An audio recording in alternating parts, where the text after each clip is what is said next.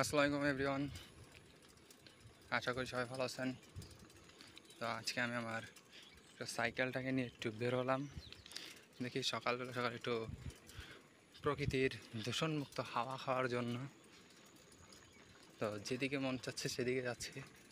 তো ভাবলাম আপনাদের সাথে একটু শেয়ার করি।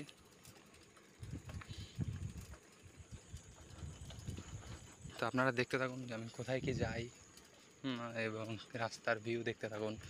সকালের প্রকৃতির সৌন্দর্য উপভোগ করতে থাকুন আমার সাথে।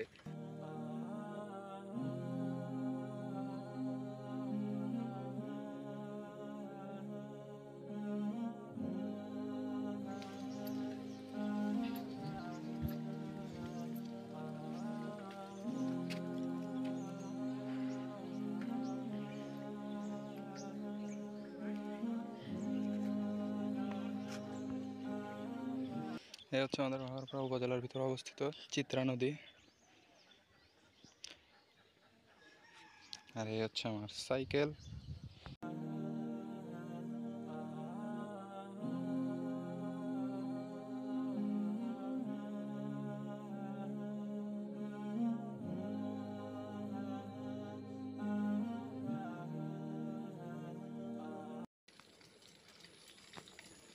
আজকের এই পরিবেশটার সাথে এই আকাশের ওয়েদারটাও আলহামদুলিল্লাহ ভালোই লাগছে।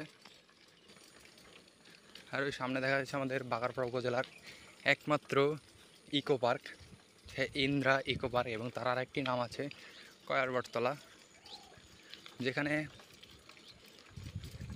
প্রতি বছর সরকারি ছুটি এবং ঈদের সময় প্রচুর মানুষের আনাগোনা হয়। আমাদের ইন্দ্রা ইকো পার্ক এবং বাগারপাড়া উপজেলার একমাত্র ইকো পার্ক, যেটার নাম হচ্ছে ইন্দ্রা ইকো পার্ক এবং কয়ারবটতলা নামেও পরিচিত। দেখতে পাচ্ছেন এখানে আমরা 3টা বট গাছ এবং একটা তেঁতুল গাছ দেখতে পাই।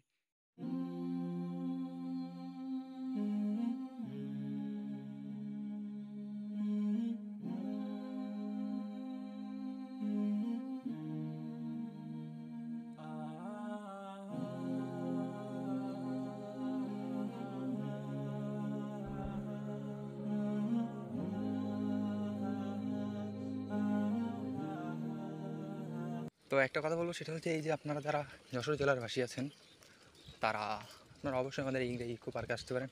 তো এরকম পরিবেশে প্রিয় মানুষটিকে নিয়ে অথবা ফ্যামিলি নিয়ে ঘুরতে আসার মতো একটা জায়গা।